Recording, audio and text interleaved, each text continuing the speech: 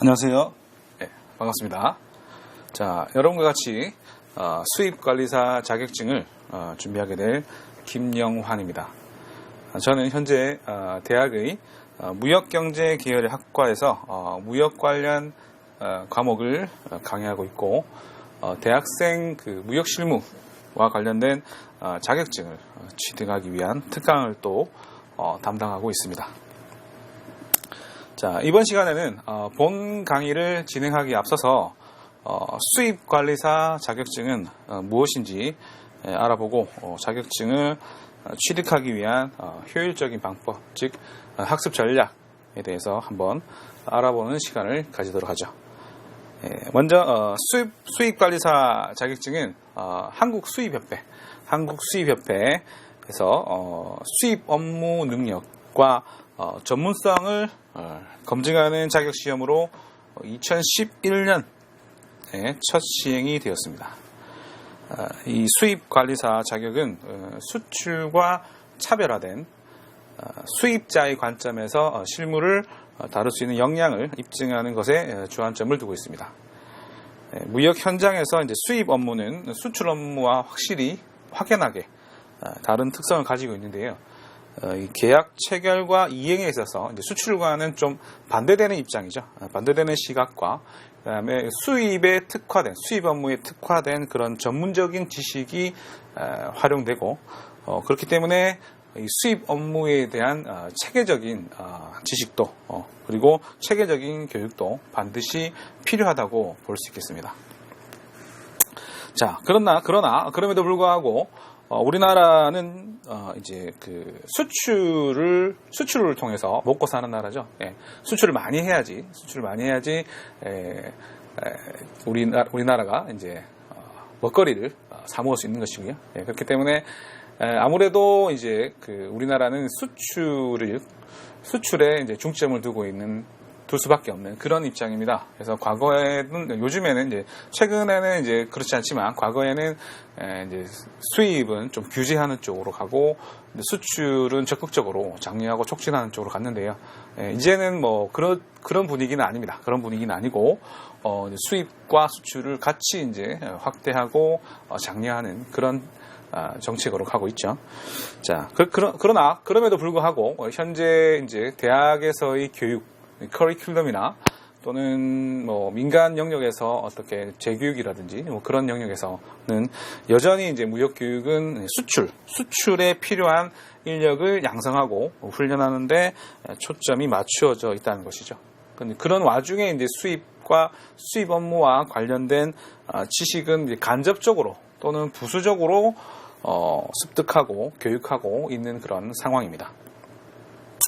자, 그렇기 때문에 수입 기업 입장에서는 물론 수출 업무에 대한 이해도가 높은 것도 중요하겠지만은 수입 기업 입장에서는 이제 수입 인력을 고용할 때 이제 뭐 무역을 전공한 학생들이나 졸업자들이나 아니면은 무역과 관련된 뭐 자격증을 가지고 있는 사람들을 선호하고 있죠. 선호하고 있는데 근데 이제 그런 자격증이나 또 무역학과를 나왔다고 해가지고 현실적으로 수입 업무 지식이 있는지 확인할 방법이 없습니다. 그죠? 그렇기 때문에 이 한국 수입협회에서 객관적으로 이제 이런 수입 업무 지식에 대한 평가 있는지 없는지 평가해서 확인하는 방법이 필요하다고 하겠습니다. 그래서 따라서 수입업계 입장에서는 수입 업무에 있어서 일정 수준의 역량을 갖춘 인력을 선발할 수 있고, 또 취업 희망자도 기업이 요구하는 인재임을 객관적으로 나타낼 수 있는 수입관리사 자격 제도, 이것이 이제 도입되었다는 것이죠. 그렇기 때문에 수입관리사는 명실상부하게 수입 업무에 전문화된 특화된 자격증이라고 하겠습니다. 그래서 저와 함께 이렇게 수입과 관련해서 특화된 또는 전문화된 자격증을 취득하기 위해서 열심히 공부하셔야 되겠습니다.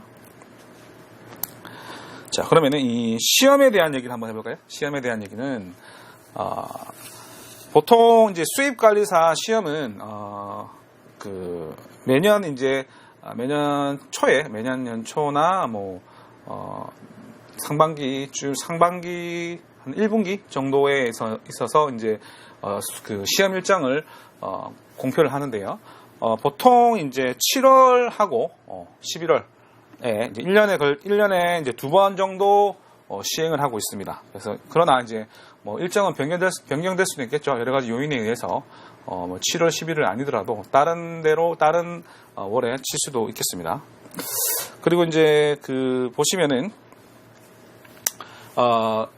수입관리사는 1교시, 2교시로 나누어져서 이제, 진행이 됐는데요. 1교시의 시험 과목은 수입, 개요, 그리고 마케팅입니다. 예, 총 60문항이고요. 그래서 이제 세부 과목은 수입, 개요, 마케팅, 상품의 이해, 협상의 이해 이렇게 해가지고 시간은 60분이 제공되겠습니다. 그러면은 한 문제당 한 문항당 1분 평균 1분이 부여되는 것이고요.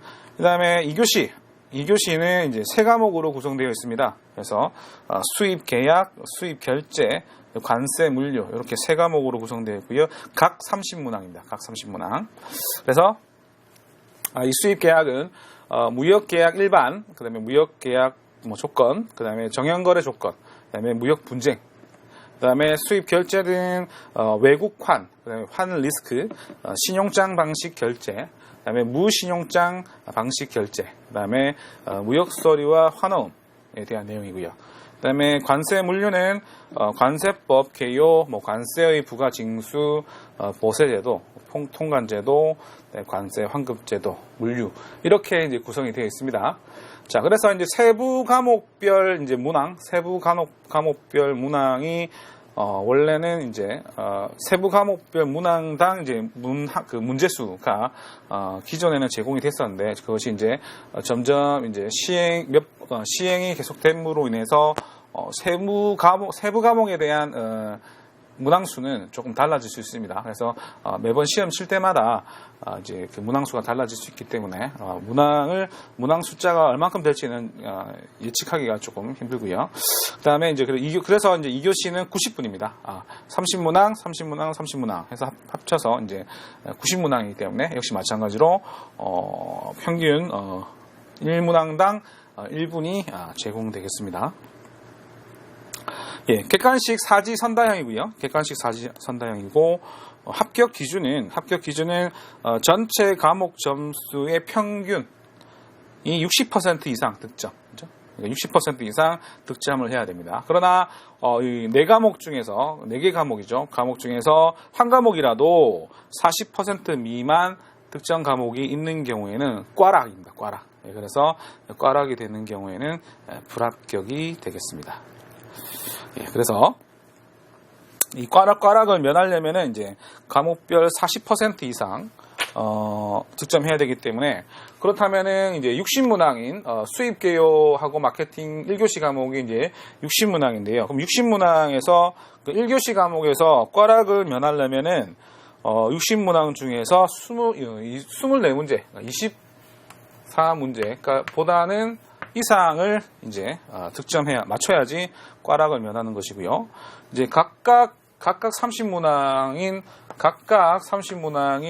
2교시 과목들의 경우에는 각 과목별로 곱하기 0.4 하면 되겠죠.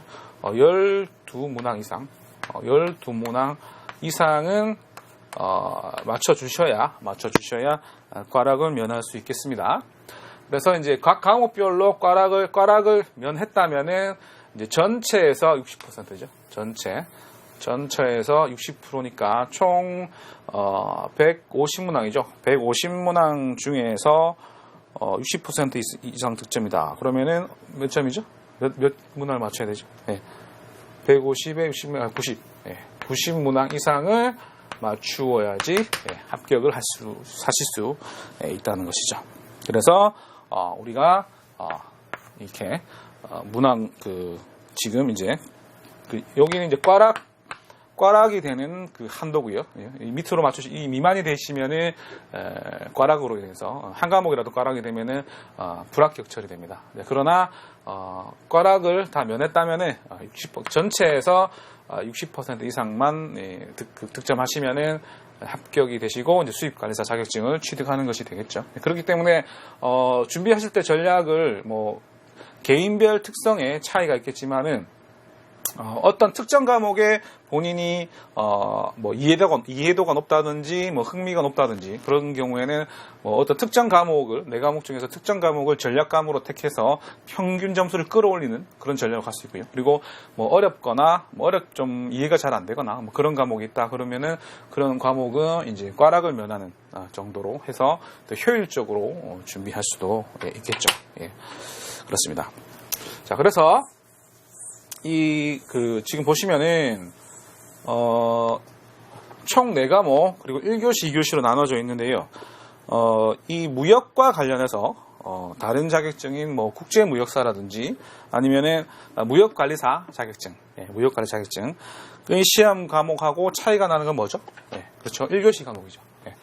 지금 요 2교시 과목은 그 국제무역사나, 무역관리사하고 좀 중복되는 측면이 있습니다. 그래서 요 1교시 과목이 바로 이 수입관리사가 조금 다른 자격증과 확연히 차이가 나는 게 1교시 과목인데요.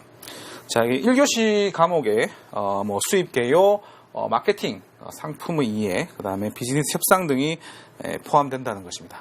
그죠? 그래서 2교시 과목은 이제 국제무역사, 무역관리사하고 겹치는 부분이 많죠. 자, 그러나 이 2교시 과목이 이제 국제무역사나 뭐 무역관리사랑 겹치는 부분이 있지만은 그래도 부분적으로는 수입상 입장에서 수입자의 시각에서 전개되는 부분도 있다는 점을 알고 있으시고요. 자, 그래서 그렇기 때문에 이 수입자의 경우에는 우리 수입관리사는 누구의 시각에서 바라봐야 될까요? 수출상이 아닙니다.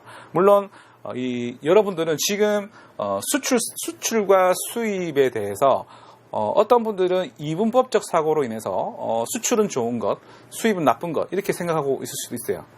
그렇죠? 근데 오늘부로 그렇게 생각하시면 안 됩니다. 안 되고요.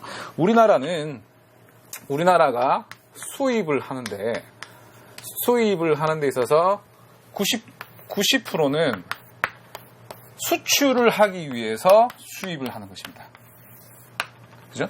거의 물론 전부는 아니겠지만 대부분의 경우 왜 그러냐면은 우리나라는 실제로 자원이라든지 이렇게 별로 없습니다. 그렇죠? 그렇기 때문에 그러니까 수입하는 이제 60% 정도는 이제 원자재고요. 그다음에 30%는 자본재가 되겠습니다. 90%죠. 이것들이 물론 내수에도 일부 들어가지만 국내에서 판매하는 제품이나 서비스에도 수입이 되겠지만은 이 수출을 위해서 수입을 하는 것이죠. 우리나라는. 그렇기 때문에 우리가 수출을 증가시키기 위해서는 필수적으로 수입도 증가시켜야 된다는 것이죠. 그렇죠? 그렇기 때문에 수출은 많아야 되고 수입은 없어야 된다. 그런 사고방식을 버리시고 수입도 확대되고 양도 많아지고 질도 좋아지고 그 다음에 구성도 종류도 많아지고 마찬가지로 수출도 그렇게 돼야 되겠죠. 그러니까 수입과 수출은 어느 것이 더 많아져야 된다. 수출이 더 많아져야 된다. 이렇게 따질 문제가 아니고요. 수입과 수출이 모두 확대되면서 균형을 이루면서 수출과 수입이 균형을 이루면서 국제 수지가 균형을 이루면서 확대되어가는 그러니까 수입도 많아지고 수출도 많아지는 그렇죠? 그렇게 되어야지만이 국가 경제가 발전할 수 있다. 그래서 이 수입 업계에서는 자부심이 대단하시죠. 그래서 무역의 절반은 수입이라고 하죠. 그렇기 때문에 우리는 수출이 중요하고 수입은 덜 중요하다든지 또는 수출은 좋은 것, 수입은 나쁜 것 이런 이분법적 사고에 빠지면 안 되겠습니다. 두 가지 다 확대되고 균형을 이루면서 확대되고 성장하는 것이 좋다는 것이죠. 자, 그렇기 때문에 이 수입자의 경우에는 수출 업무와는 달리 대금을 지급해야 되죠. 그렇죠? 수출상으로부터 물품 받게 되면은 대금을 지급해야 되는데, 그리고 이제 수입 통관도 해요. 수입 통관. 우리나라로 들어올 때 세관을 통해서 이제 물건이 들어오게 되는데요. 그때 수입 통관을 하게 됩니다. 그러면은 어떻게 한다? 관세도 납부해야 되는 거죠. 관세. 그렇기 때문에 수출상하고는 좀 차이가 있습니다. 그죠? 상대적으로 그렇기 때문에 이제 수입 관리사, 특히 이 2교시 과목에서도 국제무역사하고 무역관리사보다는 약간 수입 결제 부분하고 관세 부분이 비중이 상대적으로 비중이 조금 더 높다고 할 수 있겠습니다. 자, 그리고 특히 이제 1교시 과목과 관련해서는 이제 수출상하고 달리 수입상은 무역거래에서는 구매자죠. 무역거래에서는 구매자인데 수입해서 국내 시장에서는 어쩌죠? 판매자 입장이죠. 또는 이제 유통업자 입장이 될 수도 있고요. 그렇기 때문에 국내의 다른 업체에 납품을 하든지 아니면 국내 소비자에게 직접 판매하는 경우도 있겠습니다. 수입상이요. 그렇기 때문에 이 무역 실무 지식, 그러니까 주로 여기 2교시에 있는 그런 무역 실무 지식도 중요하지만은 수입상의 입장에서는 그죠? 판매자 입장에서 마케팅 같은 그런 마케팅 전략 이런 것들에 대한 지식도 필요하다고 볼 수 있겠죠. 예. 이것뿐만 아니라 이제 마케팅 전략을 실행하기 위해서는 상품에 대한 이해가 높아야 됩니다. 마케팅 전략에 보면은 뭐 제품 전략 이런 것도 있는데요. 그렇기 때문에 이제 상품에 대한 이해가 높아야 되기 때문에 그런 것도 이제 포함이 되어 있고요. 그 다음에 수입 통관을 보통 이제 수입상 측면에서 하죠. 수출상이 하는 경우도 있는데 수입상이 보통 수입 통관을 하고 이제 국내에서 유통에 수입상이 개입되기 때문에 마찬가지로 이제 상품, 뭐 상표 또는 상표권 문제, 뭐 이런 것들, 법적인 문제 이런 것들에 대한 이해가 꼭 필요하다고 하겠습니다. 그죠? 그리고 수입자는 외국의 수출자로부터 물품을 구매하고 또 국내에 판매하고 그것을 통해서 그죠? 그 수출자로부터 구매한 한 가격과 또 국내에서 판매하는 그 가격, 그 차액이 되겠죠. 단순하게 비교한다면은 그 차액이 바로 이익이겠죠. 이익. 그래서 그것을 가지고 이익을 향유하는 입장이기 때문에 수출자와 무역 거래에 있어서 뭐 가격이라든지 그죠? 그다음에 기타 여러 가지 조건들, 뭐 운송이라든지 또는 여러 가지 뭐 보험이라든지 이런 것들에서 어떻게 협상을 해야 되겠죠. 협상. 수출상이랑 협상을 해야 됩니다. 그러니까 협상이 필요하겠죠. 그렇기 때문에 특히 또 수출상과 수입상은 서로 다른 국가에 있는 서로 외국인이죠. 서로 외국인이죠. 그래서 서로 다른 국가와 또 다른 문화권에 속해 있기 때문에 이 당사자들은 문화적으로 차이가 있습니다. 그죠? 문화적으로 차이있기 때문에 이 문화적 차이를 극복할 수 있는 글로벌 비즈니스 협상에 대해서 어떤 전문적인 지식이 필요하다고 하겠죠. 그렇기 때문에 협상에 대한 내용도 포함된다. 이렇게 보실 수 있겠습니다. 자, 그리고 수입관리사 자격증을 취득을 준비하기 위해서 공부하실 때 명심하셔야 될 것은 합격 기준이 60점이라는 거죠. 제가 말씀드렸듯이. 그래서 이제 이런 절대 평가를 통해서 자격 기준을 자격을 부여하는 시험의 경우에는 100점을 목표로 하시면 안 된다는 겁니다. 100점 만점을 목표로 하시면 안 된다는 거예요.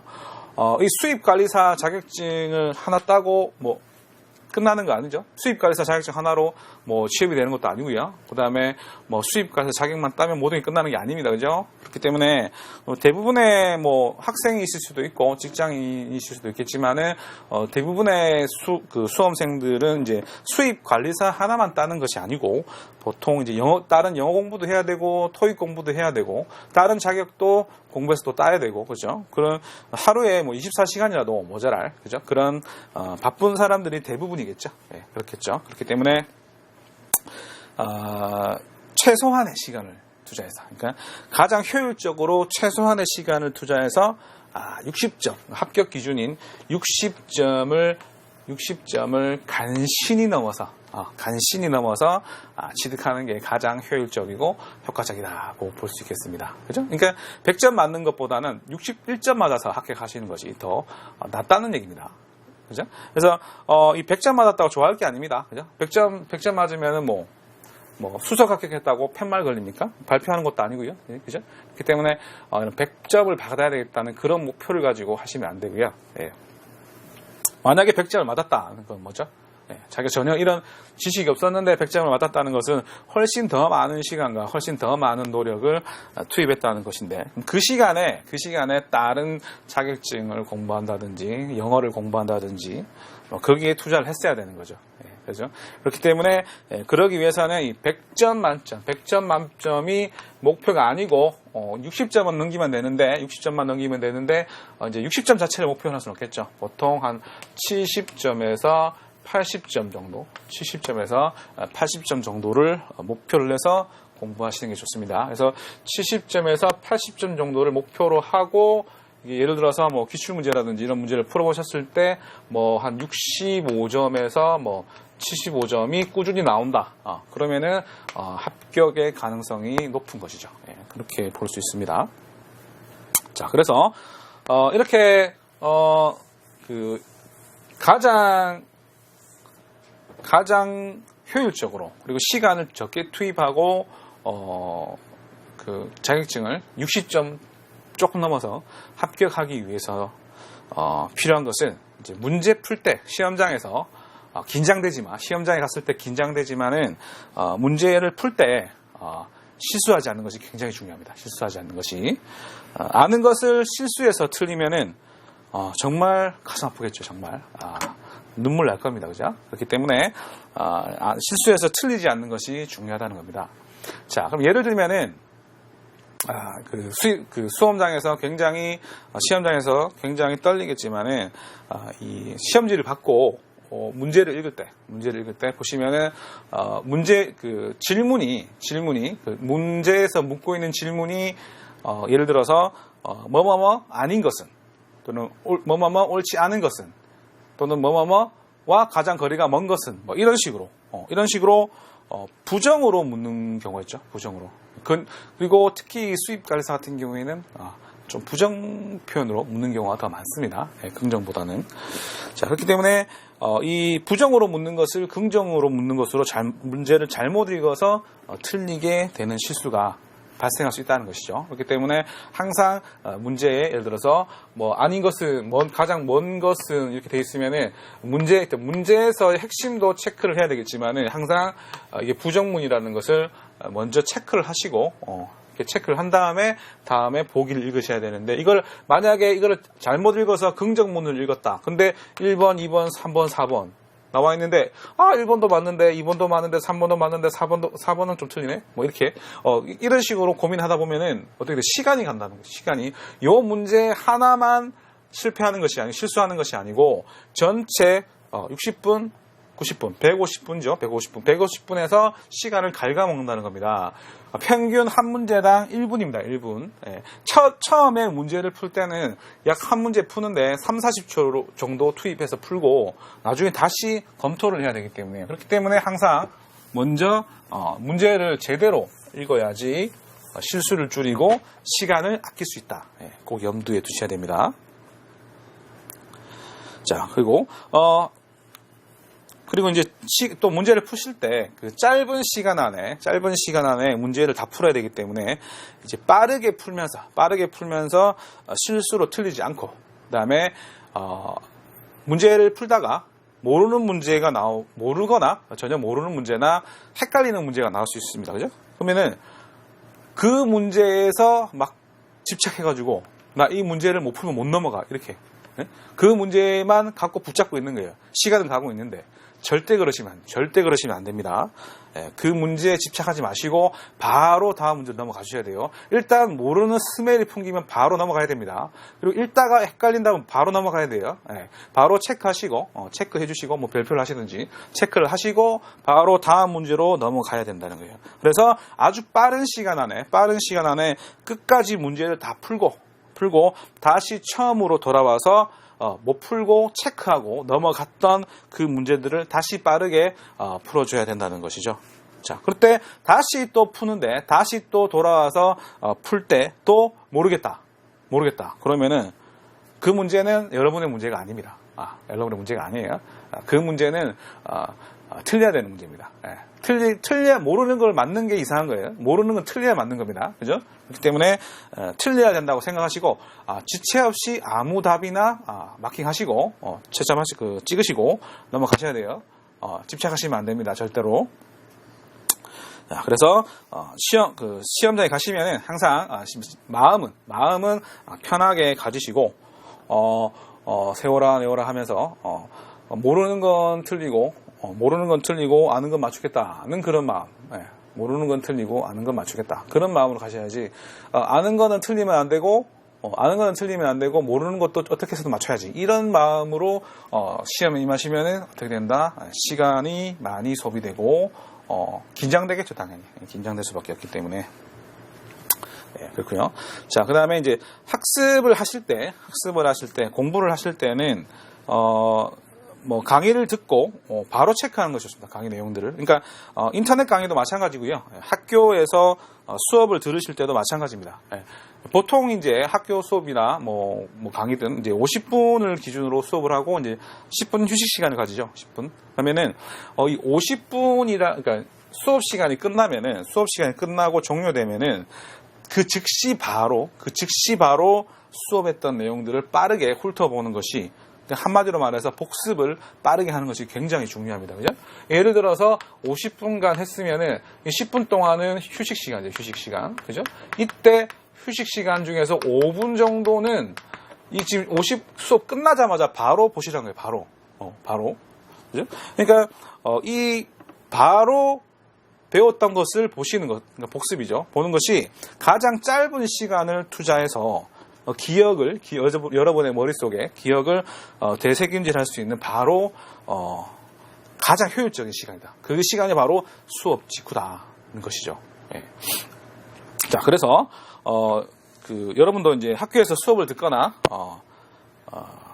학원에서 수업을 듣고 집에 가실 때 복습하려고 집에 가서 몇 시간 지나고 집에 가서 복습을 하려고 보면은 같은 날 그 수업을 들은 날임에도 불구하고 몇 시간 이후에 수업 내용을 보려고 하면은 그러니까 수업 직후에 체크하지 않고 몇 시간 후에 집에 가서 다시 복습하려고 보면은 어때요? 수업 내용의 절반도 기억해내기가 힘듭니다. 네, 정말이죠. 그 대부분의 사람들이 다 그래요. 네, 그렇죠? 그렇기 때문에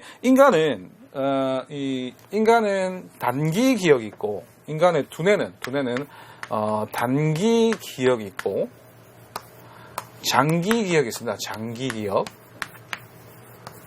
단기 기억과 장기 기억이 있는데 이 단기 기억 중에서 필요한 것을 장기 기억으로 전환시켜주는 것이 바로 학습이라고 할 수 있겠습니다. 그죠?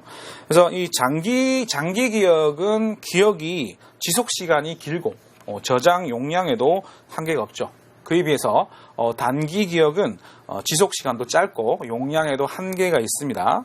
예를 들면은 방금 전화번호를 들었는데 누군가 방금 전화번호를 알려줬는데 메모하지 않으면은 기억을 못하죠. 쉽게 기억하지 못하고 몇 번이고 다시 물어보게 된다는 겁니다. 그렇죠? 그렇기 때문에 이 단기 기억에 머물게 되면은 기억하기 힘들다는 것이죠. 자, 그러나 이 단기 기억도 매우 실용적이고 경제적이라고 할 수 있겠죠. 만약에 이 단기 기억이 지속 기간이 길고 또 용량에 한계가 없다. 그러면은 저장 용량에 한계가 없다 그러면 어떻게 했어요? 우리는 온갖 잡것들, 부정적인 것, 기회가 필요 없는 쓸데없는 것들, 그죠? 나를 슬프게 하거나 분노하게 하는 그런 부정적인 것들을 이런 정보까지도 잊지를 못하는 거죠. 예. 단기 기억이 만약에 굉장히 지속 시간이 길다면, 그죠? 그렇기 때문에 인간의 뇌는 스스로 단기 기억이 장기 기억으로 쉽게 넘어가지 못하도록 이렇게 장벽을 쌓았던 것이죠. 일종의. 그죠?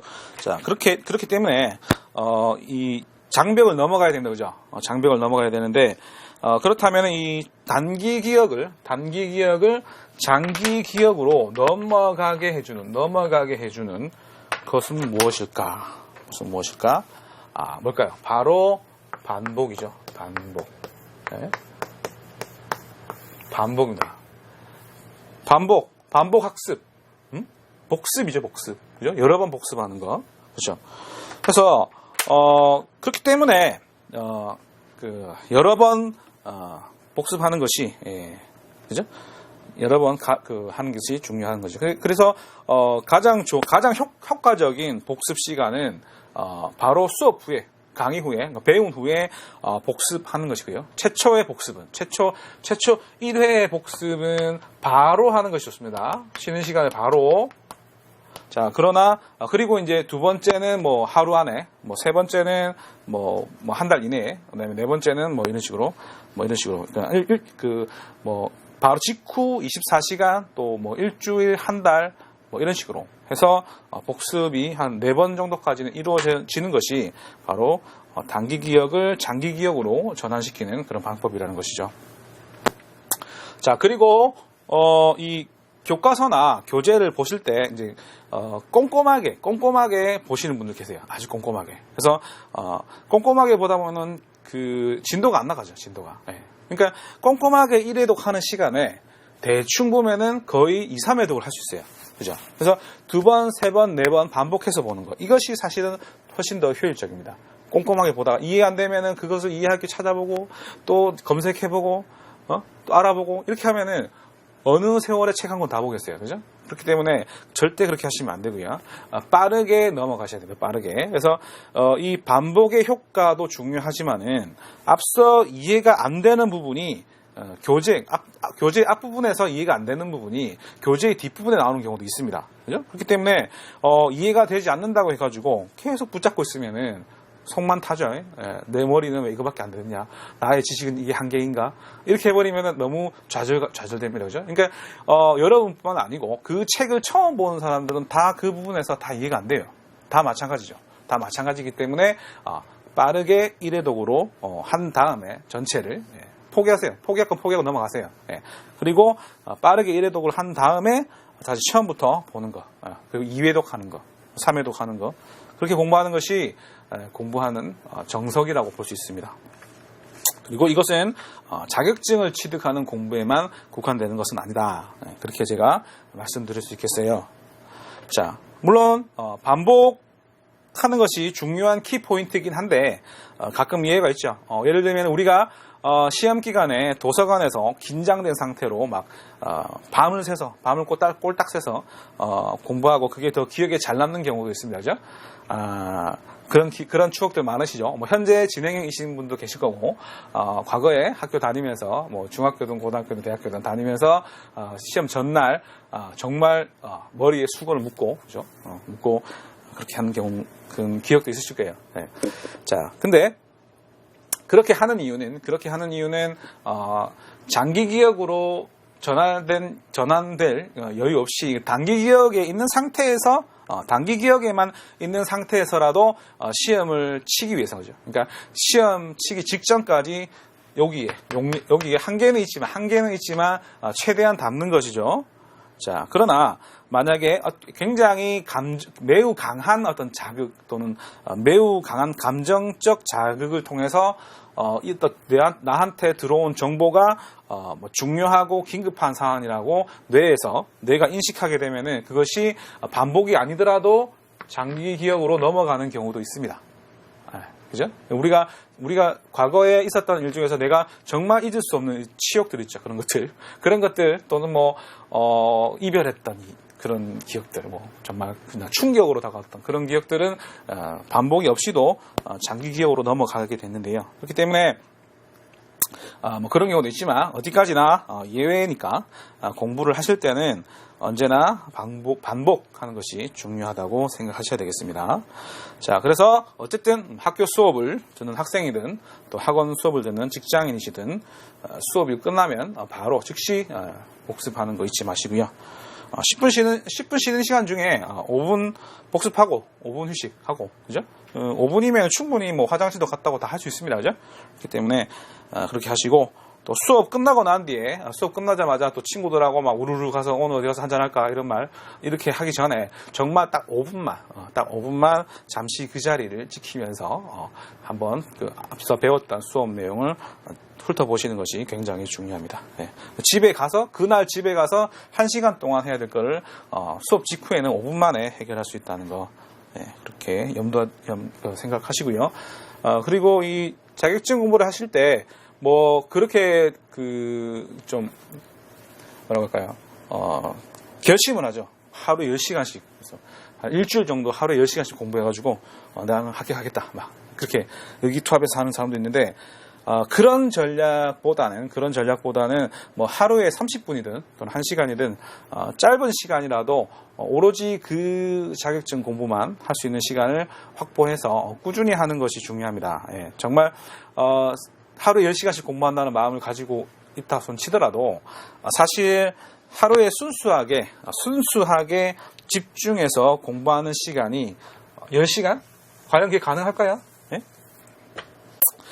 그거는 이제 정말 자기 인생을 걸고 어디 고시원이나 이런 데 들어가서 고시 공부하는, 뭐 집이 수도 있겠지만 자기 인생을 걸고 고시 공부를 하는 그런 일부 사람들을 제외하고는 하루에 10시간씩 순수 공부 시간을 하루에 10시간씩 잡는다. 이건 사실은 불가능하다고 보시면 돼요. 대부분의 사람들은. 그렇기 때문에 짧은 시간이라도 집중적으로 꾸준히 하시는 게 중요하다고 보실 수 있습니다. 정시간이 안 될 때는 뭐 등하교 시간이나 또는 출퇴근 시간에 내가 이 공부를 꼭 하겠다. 그래서 버스나 지하철을 타면은 그 자격증을 공부하는 것. 그것도 굉장히 도움이 된다 말씀드릴 수 있겠습니다. 왜냐하면 이거는 제 경험에서 나온 얘기입니다. 저도 이렇게 통학이나 통근하면서 그렇게 해서 취득한 자격증이 굉장히 많기 때문에요. 네, 그렇기 때문에 그래서 이제 경험에서 말씀드린 거고요. 정말 시간이 나지 않는다. 그런 경우에는 매일 반복되는 어떤 시간에 계속 하는 것이, 같은 것을 계속 하는 것이 효율적이다. 그렇게 할 수 있겠죠. 자, 그러면은 이제, 수입 관리사를 공부하는 순서는 뭐, 이 과목, 지금 교실로 나와 있죠. 요 순서대로, 하시면 되겠습니다. 이 순서대로 하시면 되겠는데요. 저희가 이제 참고할 교재와 우리가 볼 교재와 동일하죠. 수입 개요 마케팅을 공부하고, 수입 계약을 공부하고, 수입 결제를 공부하고, 관세 물류를 공부하는 그런 순서대로 공부하시면 되겠는데요. 근데 만약에 굳이 예를 들어서 뭐 1교시 과목, 수입 개요 이쪽 과목이 뭐 좀 어렵다고 느끼거나 아니면은 뭐 흥미가 없다. 그러면은 그 수입 계약을 이 1교시 과목을 제일 뒤에 공부하셔도 돼요. 그러니까 순서를 1, 2, 3, 4 이런 식으로 공부하시는 건 좋습니다. 자, 그런데 2교시 과목은 되도록이면은 지켜주세요. 2교시 과목 안에서는 순서가 1, 2, 3이 되어야 됩니다. 그것이 여러분들이 이해하는데 훨씬 더 효과적이고요. 그래서 1교시 과목을 먼저 보든지 1교시 과목을 2교시 과목보다 먼저 보든지 아니면은 2교시 과목을 보고 1교시에 보든지 그거는 괜찮으신데 2교시 과목은 저 순서대로 봐주시는 것이 중요합니다. 네. 자, 물론 개인차가 있겠지만요. 자, 그러면 그리고 학습 전략은 그렇고요. 이 수입관리사 시험에 같은 경우에 이제 시험 과목을 일부 면제받는 경우가 있습니다. 그래서 아까 말씀드렸듯이 좀 겹친다고 했죠. 내용이 국제무역사 같은 경우에는 이제 2교시 모든 과목, 2교시 전체 과목이 다 면제죠. 그래서 꼭 수입관리사 당장 필요하다고 하시는 분들은 그냥 바로 아무래도 난이도가 수입관리사가 좀 국제무역사보다는 조금 쉽죠. 예, 그렇기 때문에 수입관리사를 바로 공부하시면 되는데 아니면은 이제 정말 좀 더 시간을 투자하고 필요가 있다. 그러면은 이 국제무역사를 먼저 취득하시고 2교시 면제를 받고 1교시만 쳐서 수입관리사를 획득하는 것도 괜찮은 방법입니다. 예.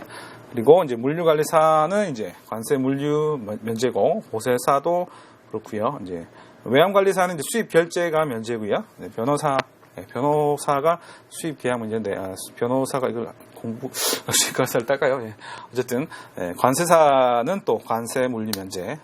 협회 회원사 경력 7년 이상인 대표자 또 2교시 면제네요. 예. 그래서 이런 분들은 경력에 의해서 면제를 받으시는 거고요. 예. 그래서 무역 관련 석사 이상 학위 소지자는 2교시 중에서 관련 과목 이수시 해당 과목을 면제한다는 것이고, 혹시라도 거기에 해당되시는 분들이 있으시면은 시험을 먼저 접수한 뒤에 관련 자격증 소지자는 자격증을 무역 관련 석사 이상 학위를 소지한 경우는 성적 증명서와 학위 증명서를 스캔해서 파일로 한국수입협회로 제출하면 되겠습니다. 네, 그래서 수입관리사의 수입관리사 시험에 대한 안내와 합격 전략에 대해서 여기까지 말씀드렸습니다. 그러면 앞으로 더욱 여러분과 함께 수입관리사 공부를 열심히 하도록 하죠. 그러면 저는 본 강의에서 여러분들을 기다리고 있겠습니다. 예, 감사합니다.